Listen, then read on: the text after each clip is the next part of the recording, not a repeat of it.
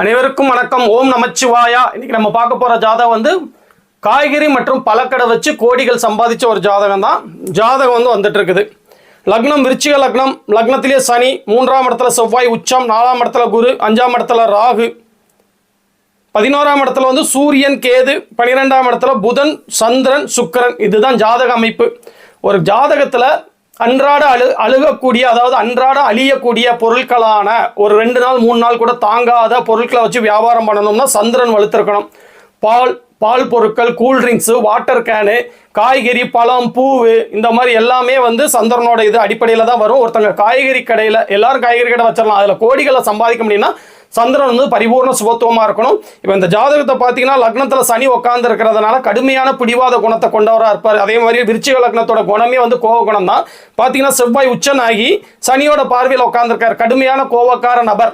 அதே நேரத்தில் இதே மாதிரி லக்னம் லக்னாதிபதி வந்து வலுவில்லைன்னா அந்த ஜாதகர் வந்து ஒரு கூலி தொழிலாளியாக தான் இருந்திருப்பார். பார்த்தீங்கன்னா பரிவர்த்தனை மூலியமாக செவ்வாய் வந்து லக்னத்துக்கும் சனி வந்து 3ஆம் வீட்டுக்கும் போகிறதுனால பரிவர்த்தனை அடைஞ்சு வலுவாகிற மாதிரி, லக்னாதிபதி ஆல்ரெடி உச்சம் பரிவர்த்தனையில் இருக்கிறதுனால இவர் ஜாதகம் கொஞ்சம் நல்ல ஜாதகம் தான். நேரடியான சுபத்துவம் இல்லாட்டினா கூட இவர் ஒரு கோடீஸ்வர ஜாதகம் தான்.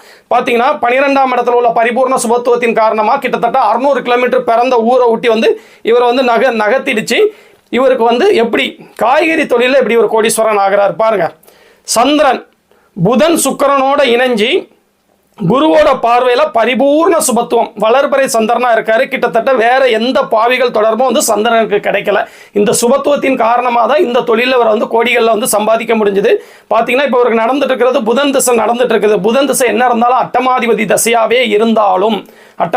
தசையாக இருந்தாலும் அவர் வந்து சுபத்துவமாக இருக்கிறார். புதனும் அங்கே சுபத்துவம் தானே. புதன் சுபத்துவமாக இருக்கிறதுனால இவருக்கு எந்த விதத்திலையும் வந்து பெரிய நெகட்டிவ் செய்யாது. அதே நேரத்தில் இவரோட பணங்களை வந்து ஆல்ரெடி இவருக்கு வந்து தொழிலில் எந்த பிரச்சனையும் இல்லை. ஆனால் நட்பு வட்டாரம், அதே மாதிரி உறவினர்கள் வட்டாரத்தில் இவரோட பணம் காசை கொஞ்சம் சாப்பிட்டுட்டாங்க.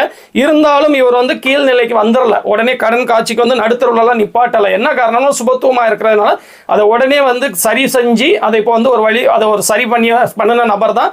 காய்கறி கடை மூலியமா, பழக்கடை மூலியமா கோடீஸ்வரன் ஆன ஒரு ஜாதகத்தோட அமைப்பு இப்படி தான் இருக்கும். இவர் வந்து படிச்சிருப்பாரான்னு கேட்டிங்கன்னா 4ஆம் இடத்துல குரு அமர்ந்து 4ஆம் அதிபதினு சொல்லக்கூடிய சனி வந்து லக்னத்தில் உட்கார்ந்துருக்காரு. அதே நேரத்தில் புதன் கல்விக்காரனால புதன் எந்த விதத்திலையும் பங்கம் அடையல. அப்போ நிறைய படிச்சிருக்கணும்.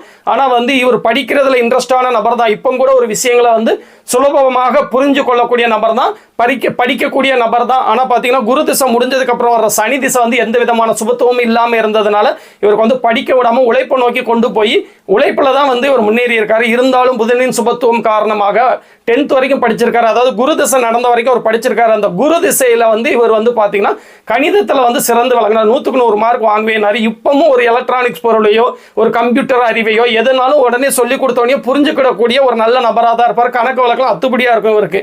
அந்த மாதிரி ஒரு ஜாதகத்தை வந்து உங்க கூட விளக்கணும் அப்படின்னு ஆசைப்பட்டேன். இந்த 12ஆம் இடம் சுபத்துவத்தின் காரணமாக 600 கிலோமீட்டர் நகர்ந்தது. புதனோட சுபத்துவத்தின் காரணமாக படிப்பறிவு இல்லாட்டினா கூட புத்திசாலியாக இருக்கிறது.